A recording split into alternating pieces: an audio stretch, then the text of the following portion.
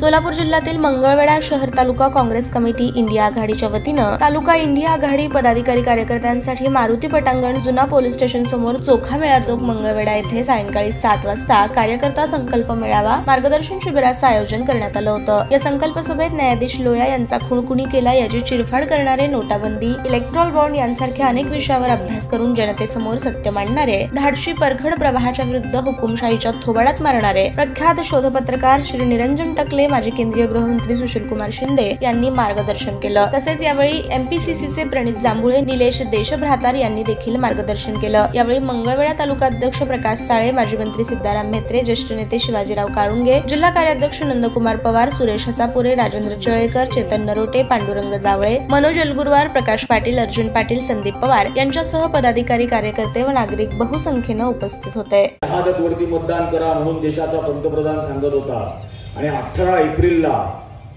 निवडणुकीचा प्रचार चालू असताना 18 एप्रिल या दिवशी भारतीय जनता पक्षाला इलेक्ट्रोल बॉन्ड मधून पैसे कोणी दिले असतील?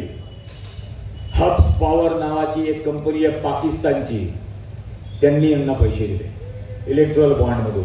आपल्याकडे आहे ना, आपण बांडगुळ म्हणतो ना, झाडाला आलेलं बांडगुळ झाड शोषून घेतं, हे आपल्या लोकशाहीवरती उगवलेलं बॉन्डगुळ आहे।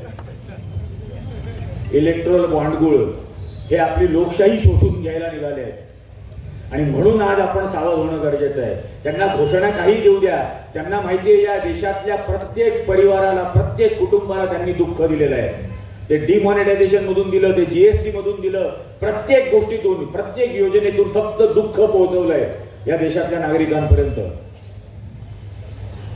आणि म्हणून ते घाबरलेले आहेत। आणि मग मगाशी प्रणित जसं सांगत होता त्या प्रशिक्षणात की फक्त सायकोलॉजिकल गेम खेळायचा म्हणून घोषणा देतात, अबकी बार भाजप 400 पार। अजिबात नाही, अबकी बार भाजप तडीपार हीच घोषणा असली पाहिजे आपली।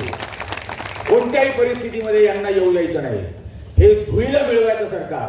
हा या देशाचा इतिहास आहे की ज्या ज्या वेळेला या देशाच्या मातीमध्ये गांधींचा घाम मिसळतो त्या त्या वेळेला या देशातला सामान्य माणूस उन्मत्त झालेलं सरकार उधळून देतो।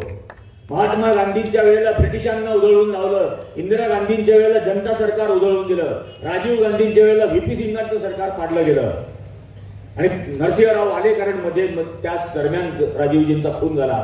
आज गेल्या 2 वर्षापासून राहुल गांधी वणवण करतायत देशभर। आधी 4000 किलोमीटर, आता 6000 किलोमीटर, 10,500-11,000 किलोमीटर माणूस तो वणवण करतोय उन्हातानाचं। ते याचसाठी करतोय, त्याचा घाम गाळतोय, कारण या देशाचा संदेश हा लोकांमध्ये प्रेमाचा आहे, बंधुभावाचा आहे। आणखीन एक, हे जे रामाच्या नावाने मतं मागणार आहेत।